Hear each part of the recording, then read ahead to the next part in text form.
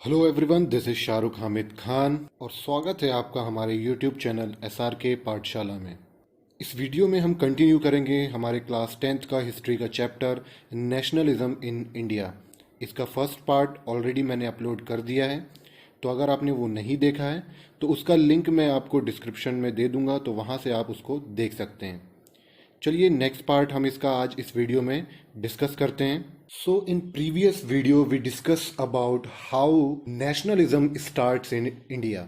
हमने देखा था किस तरीके से 1915 में Gandhi ji return from Africa और किस तरीके से उन्होंने 2 साल बाद मतलब 1917 में स्टार्ट करे सत्याग्रह। उनकी जो आइडियोलॉजी थी उसके बारे में डिस्कस किया था। फिर धीरे धीरे हमने देखे थे उनके कुछ मूवमेंट, जहां पर हमने देखा था चंपारण मूवमेंट, खेड़ा सत्याग्रह और अहमदाबाद सत्याग्रह। इसके बाद हमने रॉलेट एक्ट और जलियांवाला बाग मैसकरे के बारे में भी बातें करी थी। फिर हमने बात करी थी खिलाफत मूवमेंट के बारे में। उसी के आगे हम कंटिन्यू करते हैं। Let start. Our first topic is why non corporation. तो लास्ट वीडियो में हमने देखा था कि गांधी जी ने शौकत अली और मोहम्मद अली, दो अली ब्रदर्स थे, उनके साथ मिलकर खिलाफत आंदोलन को स्टार्ट किया। बाद में कुछ डिफिकल्टीज आई और उसके बाद फिर स्वराज और खिलाफत मूवमेंट, स्वराज मूवमेंट और खिलाफत मूवमेंट को जोड़कर ऐड कर कर उन्होंने नॉन कॉरपोरेशन का आइडिया दिया। Why non cooperation? So Gandhi ji ने अपनी बुक हिंद स्वराज, जो कि 1909 में लिखी थी उन्होंने, according to Mahatma Gandhi British rule was establish in India with the corporation of Indians. तो गांधी जी का ऐसा मानना था कि ये जो ब्रिटिश रूल है जो इस्टेब्लिश हुआ है इंडिया में, उसका सबसे बड़ा जो रीजन है, the reason is the corporation of Indians. ये जो इंडियंस का ब्रिटिश के लिए ये जो कॉरपोरेशन है, यही सबसे बड़ा रीजन है ब्रिटिश रूल का। सो गांधी जी चाहते थे कि अब ये जो कॉरपोरेशन है ये किस में चेंज हुआ है? नॉन कॉरपोरेशन में चेंज हुआ है। अब हमें क्या करना पड़ेगा? ब्रिटिशर्स को नॉन कॉरपोरेट करना पड़ेगा। So the non corporation movement is proposed in stages. कुछ स्टेजेस में स्टार्ट हुआ ये। So it should begin with the surrender of titles that the government awarded. तो सबसे पहले लोगों ने क्या करना स्टार्ट किया? जैसे ही गांधी जी ने नॉन कॉरपोरेशन का आइडिया दिया तो लोगों ने सरेंडर करना किए सबसे पहले टाइटल्स। जो भी गवर्नमेंट ने उनको टाइटल्स दिए थे, जो लोगों को जो कि गवर्नमेंट सर्विस वगैरह में थे या जो भी थे, तो उनके पास जो भी टाइटल्स हुआ करते थे, नाइटहुड्स के, सर के, मैडम के, तो उन टाइटल्स को सरेंडर करना स्टार्ट किया सबसे पहले लोगों ने। Then they boycott of civil service, army, police, courts and legislative council, school and foreign goods. तो ये सबसे बड़ा एक एक्शन था इंडियंस का, that they boycott of civil services. जो भी सर्विस सर्विसेज में होता था उन लोगों ने बाइकॉट करना सर्विसेज को स्टार्ट कर दिया। आर्मी, पुलिस, कोर्ट्स, ठीक है, लेजिस्लेटिव काउंसिल्स, स्कूल्स, इवन जो भी स्कूल्स में जा रहे थे उन लोगों ने स्कूल जाना बंद कर दिया। और जो फॉरेन गुड्स हुआ करते थे, है ना, जो भी ब्रिटिशर्स के कहना चाहिए, जो भी गुड्स हुआ करते थे, सामान हुआ करते थे, उनका भी बहिष्कार करना, बाइकआउट करना स्टार्ट कर दिया था लोगों ने। और धीरे धीरे ये नॉन कॉरपोरेशन का आइडिया एक मास मूवमेंट में चेंज होने लगा था। बट एज यू नो, जब भी कोई मास मूवमेंट होता है तो उसमें कई सारे बैरियर्स आते हैं, कई सारे हर्डल्स या फिर परेशानी, प्रॉब्लम्स आते हैं। So let discuss the hurdles of this movement. So the Congress was reluctant to boycott the council election schedules for November 1920. So November 1920 में जो काउंसिल इलेक्शंस होने वाले थे उसके शेड्यूल को बाइकआउट करने के लिए रिलक्टेंट कर रहे थे। कौन? कांग्रेस। मतलब कांग्रेस को थोड़ा सा ये डर लग रहा था कि जो मूवमेंट है वो कहीं बहुत बड़ा वायलेंस क्रिएट ना कर दे, है ना। तो इस वजह से जो कांग्रेस थी, कांग्रेस ये चाह रही थी कि वो बाइकआउट ना करे, वो इस आइडिया को थोड़ा सा रिफ्यूज कर रहे थे अडॉप्ट करने के लिए। But Gandhi ji had to convince Congress for it. Gandhi ji ने उनको कन्विंस किया and finally in December 1920 the non corporation movement was adopted at the Congress session at Nagpur. This is most important for 1 marks question. So the Congress session at Nagpur, ठीक है। तो 1920 दिसंबर 1920 में नागपुर में Congress session हुआ, तो वहां पर नॉन कॉरपोरेशन मूवमेंट को अडॉप्ट किया गया, है ना। तो बच्चों ये चीज ध्यान रखिएगा कि नॉन कॉरपोरेशन को 1920 में अडॉप्ट किया गया है ना, अभी अडॉप्ट किया गया है, नॉन कॉरपोरेशन मूवमेंट स्टार्ट नहीं हुआ है। ओके, तो अडॉप्ट किया गया नागपुर सेशन में, कांग्रेस के नागपुर सेशन में 1920 में, दिसंबर 1920 में। ओके, चलिए आगे देखते हैं। Now we are discussing differing strands within the movement. अब हम देखेंगे कि इस मूवमेंट में किस तरीके से अलग अलग सोशल ग्रुप्स थे, अलग अलग नंबर ऑफ पीपुल्स थे, डिफरेंट पीपुल्स थे, वो इन्वॉल्व होने लगे। सो इन जनवरी 1921 द नॉन कॉरपोरेशन खिलाफत मूवमेंट बिगिंस। ठीक है ना। सो 1920 में अडॉप्ट किया गया एंड 1921 में इट बिगेन। ओके, चलिए। सो यहां पर देखिए, in this movement various social group participated but the term means different things to the different peoples. ये एक बहुत इंपॉर्टेंट चीज है बच्चों। सो क्या हुआ कि यहां पर अलग अलग सोशल ग्रुप ने पार्टिसिपेट किया इन मूवमेंट में, बट अलग अलग जो डिफरेंट पीपुल्स थे, अलग अलग जगह के जो लोग थे, उनके लिए ये जो टर्म था नॉन कॉरपोरेशन, उसकी मीनिंग कुछ और ही थी, है ना। मतलब कहीं पर इसको कुछ सी और मीनिंग से लिया जा रहा था, किसी एरिया में इसको कुछ और मीनिंग से लिया जा रहा था, जो अभी हम आगे डिस्कस करेंगे। So let discuss the movement in the towns. अब हम बात करते हैं कि ये जो नॉन कॉरपोरेशन का मूवमेंट था, इसका इंपैक्ट टाउन में क्या था और टाउन में किस तरीके से ये वर्क कर रहा था। So the middle class participation, ये तो आपको मालूम ही है कि किसी भी मूवमेंट को, हमने फ्रेंच रेवोल्यूशन भी पढ़ा था तो वहां भी देखा था हमने कि जो मिडिल क्लास के पार्टिसिपेशन से बहुत बड़ा इफेक्ट पड़ा था। So the middle class participation, student, teachers, headmasters left government controlled school and colleges. ठीक है ना। सो बेसिकली जो मिडिल क्लास होता है वो कौन होते हैं, उसमें यही सारे लोग आते हैं, स्टूडेंट्स आते हैं, टीचर्स आते हैं, हेडमास्टर, है ना, आपके एडवोकेट, ये लोग आते हैं। सो इन लोगों ने क्या करना स्टार्ट कर दिया था, जितने भी गवर्नमेंट स्कूल्स थे, कॉलेजेस थे, उनको बाइकआउट कर दिया था, वहां जाना बंद कर दिया था। Lawyers gave up their legal practices. Lawyers जो थे उन लोगों ने भी कोर्ट वगैरह में जाना, लीगल प्रैक्टिस को लेफ्ट कर दिया था। The production of Indian textile mills and handlooms went up. ठीक है ना। तो क्योंकि फॉरेन गुड्स को बाइकआउट कर दिया गया था, तो इसकी वजह से जो इंडियन टेक्सटाइल मिल्स थे और जो हैंडलूम्स थे, मतलब जो भी हाथ द्वारा बनाई गई चीजें थी, और जो इंडियन टेक्सटाइल मिल्स थे, उनका प्रोडक्शन भी बढ़ने लगा था। When the people start boycotting foreign goods, liquor shops picketed and foreign clothes burn in huge bonfires. तो ये एक बहुत डिफरेंट थिंग हो गई थी, है ना। क्या हुआ, लिकर शॉप्स को पिकेटेड करने लगे थे। पिकेटेड का मतलब जैसे घेराबंदी कर देते ना, तो उस तरीके से जितनी भी लिकर, शराब की जो भी दुकानें हुआ करती थी, तो वहां पर दे पिकेटेड। ओके। और जो फॉरेन क्लोथ्स थे उनको लोग क्या करने लगे थे, जलाने लगे थे। अब ये देखिए, ये क्या हो रहा था, ये एक तरीके से जो मूवमेंट था, ये किस में चेंज हो रहा था, वायलेंस में चेंज हो रहा था। और पिछले लेक्चर में हमने देखा था कि वायलेंस कहीं से भी सत्याग्रह के अंदर नहीं आता है, मतलब हमारे गांधी जी के आइडिया के अंदर ये नहीं आता है। ठीक है। एक और चीज यहां पर दी हुई, the Justice Party felt that entering the council to gain some power. ठीक है ना। तो देखिए, तमिलनाडु में, या फिर हम कह सकते हैं कि जो मद्रास, ठीक है ना, मद्रास उस समय का जो मद्रास हुआ करता था, तो वहां की एक पार्टी थी जस्टिस पार्टी। उसने ये सोचा कि ये जो लेजिस्लेटिव काउंसिल के इलेक्शंस हो रहे हैं, उसको उन्होंने सोचा कि अब हम क्या करते हैं, इस चीज का फायदा उठाते हैं, क्योंकि सारे लोग यहां पर ये समझते थे एक्चुअल में कि जो ब्राह्मण्स होते हैं वही लीडर्स बन सकते हैं और वही कुछ कर सकते हैं। तो बेसिकली ये जो जस्टिस पार्टी थी, ये नॉन ब्राह्मण्स की थी। तो इन लोगों को लगा कि अब हम क्या कर सकते हैं, काउंसिल में हम इलेक्शन लड़ सकते हैं और क्या कर सकते हैं, पावर को गेन कर सकते हैं। Okay. The council election were boycotted in most provinces except Madras. इसलिए जो मद्रास था उसको छोड़ दें हम, तो बाकी सारे प्रोविंसेस में जो काउंसिल इलेक्शंस थे उनको भी क्या कर दिया गया था, बाइकआउट कर दिया गया था। ठीक है ना। अब देखिए, this reason slow down due to a variety of reasons. अभी ये जो इतना बड़ा एक्शंस लोग ले रहे थे, बट ये जो मूवमेंट था वो थोड़ा सा क्या हो गया था, उसकी स्पीड कम हो गई थी, स्लो डाउन हो गया था due to some reasons. So first one is khadi clothes are expensive. As you know foreign goods को हमने कर दिया था बायकॉट, और हमने क्या यूज करना स्टार्ट कर दिया था, इंडियन टेक्सटाइल को यूज करना स्टार्ट कर दिया था, मतलब खादी को यूज करना स्टार्ट कर दिया था। और आप सभी को पता है जो खादी क्लॉथ्स होते हैं, और जो उस समय भी खादी क्लॉथ्स होते थे, वो काफी ज्यादा क्या हुआ करते थे, एक्सपेंसिव हुआ करते थे, और इतने पैसे तो लोगों के पास हुआ नहीं करते थे। ठीक है ना।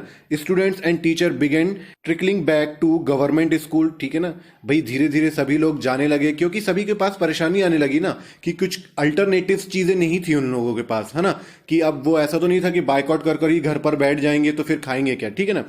And the lawyers join back work government courts due to lack of alternative institution. ठीक है ना, तो वही चीज आ गई, चाहे वो स्टूडेंट्स हो, हेडमास्टर्स हो, टीचर्स हो, लॉयर्स हो, कोई भी अल्टरनेटिव इंस्टीट्यूशंस नहीं थे, इसलिए उनको क्या करना पड़ा, वापिस से गवर्नमेंट स्कूल्स में लौटना पड़ा। ओके, चलिए आगे देखते हैं नेक्स्ट।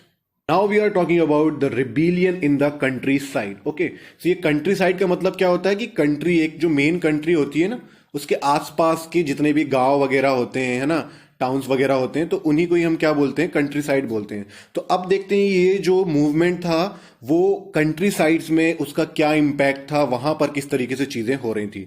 सो इसे हम दो पार्ट्स में देखेंगे। The first one is by peasants and the second one is by tribals. ठीक है ना, तो पीजेंट्स के द्वारा कैसे वहां पर मूवमेंट्स को स्टार्ट किया गया और क्या क्या किया गया, एंड देन बाय ट्राइबल्स के बारे में देखेंगे। ओके, चलिए सबसे पहले हम देखते हैं by peasants. So in Awadh peasants were led by Baba Ramchandra. ठीक है ना, तो अवध उस समय का अवध आज का क्या कहलाता है, आपका उत्तर प्रदेश कहलाता है। सो यहां अवध में बाबा रामचंद्र जो थे वो इस मूवमेंट को लेड कर रहे थे। कौन थे ये? A sanyasi who had either been Fiji as an indentured labour. Indentured labour का मतलब क्या होता है, जैसे कि पहले क्या हुआ करता था, जो ब्रिटिशर्स हुआ करते थे वो अपनी कॉलोनी से फोर्स लेबर मतलब जबरदस्ती लोगों को उठाकर लेकर जाते थे फॉर द प्लांटेशन, दूसरी जगहों पर प्लांटेशन करने के लिए। ठीक है ना, तो ये जो बाबा रामचंद्र थे ये भी क्या थे, एक इंडेंचर्ड लेबर थे। इनको भी ले जाया गया था कहां पर, फिजी एक कैरेबियन आइलैंड है, वहां पर ले जाया गया था for the plantation. So the movement here was against oppressive talukdar and landlords. ठीक है, तो अवध में जो मूवमेंट था वो किसके अगेंस्ट था, ऑपरेसिव तालुकदार्स एंड लैंडलॉर्ड्स, है ना, जो भी लैंडलॉर्ड्स हुआ करते थे, तालुकदार हुआ करते थे, मतलब जिनके पास बहुत जमीनें हुआ करती थी, है ना, और वो पीजेंट से जबरदस्ती वहां पर काम कराया करते थे, फोर्स लेबर कराया करते थे, तो उनके अगेंस्ट ये मूवमेंट स्टार्ट हुआ। It demanded reduction of revenue, abolition of begar and social boycott of oppressive landlords, है ना। अब देखिए यहां पर ये जो बेगार वर्ड आया है, बेगार वर्ड का मतलब क्या होता है, फोर्स लेबर को हम बेगार बोलते हैं ना, जब हम किसी को जबरदस्ती काम करने के लिए फोर्स करते हैं तो उसे हम क्या बोलते हैं, बेगार बोलते हैं। ठीक है ना, तो ये मूवमेंट में क्या क्या डिमांड थी, the first one is reduction of revenue, revenue जो भी लगाया जाता था पीजेंट्स पर उसका रिडक्शन, उसे कम किया जाए, है ना।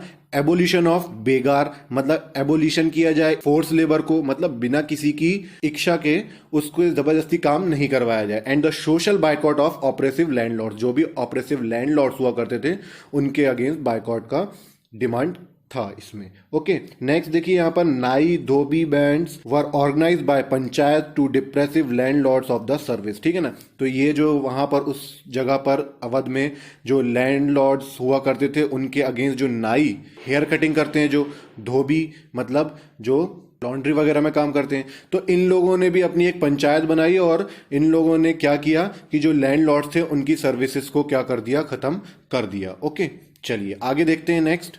तो अवध में ये सारा जो मूवमेंट चल रहा था, जो बाबा रामचंद्र चला रहे थे, तो इसको और ज्यादा बूस्ट कब मिला, जब जवाहरलाल नेहरू ने जून 1920 में इस मूवमेंट को ज्वाइन कर लिया। एंड इन अक्टूबर ही along with few others set up the Oudh Kisan Sabha. ठीक है ना, ये ध्यान में रखिएगा, ओध किसान सभा। ठीक है ना, ओध मैंने अभी आपको बताया अवध का दूसरा नाम ओध भी था। सो अक्टूबर में जब 1920 में जून में जवाहरलाल नेहरू ने इस मूवमेंट में अपनी उपस्थिति रखी, उसके बाद अक्टूबर में यहां पर क्या हुआ, एक बहुत बड़ी सभा बना दी गई, औध किसान सभा। ठीक है, within a month 300 branches had been set up. ठीक है ना, और देखिए कितना ज्यादा इसका इंपैक्ट था कि एक ही महीने में क्या हुआ, 300 ब्रांचेस जो थी वो ऑल ओवर इंडिया में इसकी क्या हो गई, सेटअप हो गई। ठीक है ना, चलिए अब जानते हैं what are the reason for the failure of the movement. Movement के फेलियर के क्या क्या रीजंस थे। So the first one is in 1921 the peasants movement spread and the houses of taluqdars and merchant were attacked, है ना। सबसे ज्यादा दिक्कत क्या हुई, देखिए यहां पर भी वायलेंस स्टार्ट हो गया। 1921 में क्या हुआ कि जैसे ही ये मूवमेंट चल रहा था और लोगों को पता चला कि गांधी जी ने नॉन कॉर्पोरेशन मूवमेंट भी स्टार्ट कर दिया है, तो लोगों ने इसको और ज्यादा वायलेंस में क्रिएट कर दिया और जो हाउसेज ऑफ तालुकदार हुआ करते थे, मर्चेंट्स के जो हाउसेज हुआ करते थे, उसमें अटैक करने लगे। नेक्स्ट इज बाजार वर लूटेड, ठीक है ना। बाजार मतलब मार्केट्स को लूटने लगे थे, जो ग्रेन्स वगैरह हुआ करते थे वहां पर, जो भी अनाज वगैरह हुआ करते थे उसे भी क्या करने लगे थे, लोग लूटने लगे थे। Local leader told peasants that Gandhi ji had declared land was to be redistributed among the poor। अब देखिए ये रूमर्स भी कई लोग जो थे वो रूमर्स भी फैला रहे थे। क्या रूमर्स फैला दिया कि गांधी जी ने कहा है कि जो भी पुअर्स होंगे उनको क्या करा जाएगा, जो लैंड है वो रीडिस्ट्रीब्यूट करी जाएगी, है ना। तो लोग और ज्यादा वायलेंस करने लगे, और ज्यादा लूटने लगे, है ना, और ज्यादा क्या करने लगे, वहां पर जो भी मर्चेंट्स, तालुकदार, लैंडलॉर्ड्स हुआ करते थे उन पर अटैक करने लगे, है ना। मतलब यहां पर जो वायलेंस एक्टिविटी थी बढ़ने लगी थी। Okay, now we are discussing about by the tribal. अभी हमने देखा किसके बारे में, हमने देखा बाय द पीजेंट्स, किस तरीके से मूवमेंट चलाए गए, ठीक है ना। अब हम बात करते हैं ट्राइबल्स के द्वारा, ठीक है। ट्राइबल्स मतलब जो जनजातियां होती हैं। अब जो ये आपको मालूम होगा, जो ट्राइबल्स होते हैं basically they live in the forest, है ना। फॉरेस्ट एरिया में ही ये ज्यादा क्या करते हैं, रहते हैं। So in early 1920s a militant guerrilla movement started spreading in the Gudem hills of the Andhra Pradesh, ठीक है। तो आंध्र प्रदेश में आपको ध्यान रखना है, आंध्र प्रदेश में हिल्स है एक गुडेम हिल्स के नाम से, ठीक है ना। मतलब एक पहाड़ी क्षेत्र है, वहां पर बेसिकली लोगों का स्टार्ट हुआ क्या, मिलिटेंट गोरिल्ला मूवमेंट।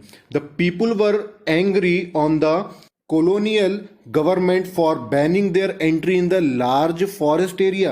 अब देखिए यहां पर क्या हुआ है, जो कॉलोनियल गवर्नमेंट मतलब ब्रिटिश गवर्नमेंट जो थी, उन लोगों ने क्या किया कि पीपुल्स को बैन कर दिया लार्ज फॉरेस्ट एरिया में इंटर करने में, है ना। मतलब अब देखिए ट्राइबल्स जो है वो वहीं फॉरेस्ट एरिया में ही रहती हैं, वहां के रिसोर्सेज का वो बेसिकली यूज करते हैं, और उस फॉरेस्ट एरिया में ही उनकी एंट्री को क्या कर दिया, इन लोगों ने बैन कर दिया।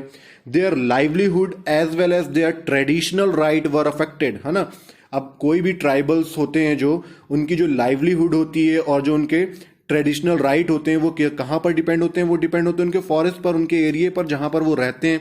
और वहीं अगर आप एंट्री करने से उनको रोक दोगे तो उनके जो भी ट्रेडिशनल राइट्स होंगे, उनकी जो लाइवलीहुड्स होगी वो अफेक्ट होगी, है ना। और यहां पर ये चीजें हो रही थी। People were also sick of doing begar for road construction, ठीक है ना। तो जो ब्रिटिशर्स थे वो रोड कंस्ट्रक्शन जो कर रहे थे, ठीक है ना, फॉरेस्ट वगैरह को काट रहे थे, वहां से रोड कंस्ट्रक्शन कर रहे थे। और रोड कंस्ट्रक्शन तो कर ही रहे थे, साथ में वो क्या कर रहे थे कि जो भी ट्राइब्स के लोग हुआ करते थे उनको क्या कर रहे थे, वो फोर्स लेबर की तरह यूज कर रहे थे, जबरदस्ती उनको रोड कंस्ट्रक्शन के लिए काम करवा रहे थे। इसीलिए यहाँ के जो भी ट्राइब्स हुआ करते थे उन लोगों ने क्या किया, यहाँ पर मिलिटेंट गोरिल्ला मूवमेंट स्टार्ट किया, ठीक है ना। गोरिल्ला मूवमेंट में क्या होता है, जहां पर आप क्या करते हो, जहां पर बेसिकली छुप कर वार किया जाता है ना। तो यहाँ पर इस तरीके के मूवमेंट स्टार्ट हुए for their traditional rights and their livelihood. Okay, चलिए नेक्स्ट देखते हैं हम। Now let's talk about Alluri Sitaraman Raju. अब कौन थे ये? So he was the leader of Gudem hills movement. तो अभी हमने देखा जो गुडेम हिल्स में मूवमेंट चल रहे थे उनके लीडर कौन थे, अलूरी सीतारमन राजू। अब ये लीडर होने के साथ साथ एक बहुत ही इंटरेस्टिंग पर्सन भी थे। अब ये क्यों थे interesting person? So he claim that he had a variety of special power. इन्होंने वहां पर रहने वाले सभी लोगों में ये एक रूमर फैला दिया कि उनके पास जो है वो बहुत सारी क्या है, वैराइटीज ऑफ स्पेशल पावर्स हैं। And all the rebels proclaimed him as an incarnation of God. सभी को ऐसा लगता था कि ये जो है कौन, अलूरी सीतारमन राजू, ये कौन है, इनकारनेशन ऑफ गॉड, गॉड के एक कोई अवतार है। ओके, इन्होंने वहां पर रहने वाले सभी लोगों के दिमाग में ये चीज डाल दी थी कि उनके पास स्पेशल पावर्स हैं, और सभी लोग ये मानने लगे थे कि ये क्या है, गॉड के अवतार हैं। So he convinced people to wear khadi and give up drinking, ठीक है ना। इन्होंने कन्विंस करना स्टार्ट कर दिया लोगों को। अब क्योंकि लोग जब इनको गॉड का अवतार मान रहे थे तो ऑब्वियस सी बात है इनकी सारी ही बातों को वो मानेंगे। तो इन्होंने खादी वियर करने के लिए लोगों को प्रोत्साहित किया, है ना। ड्रिंकिंग को गिव अप करने के लिए कहा लोगों को।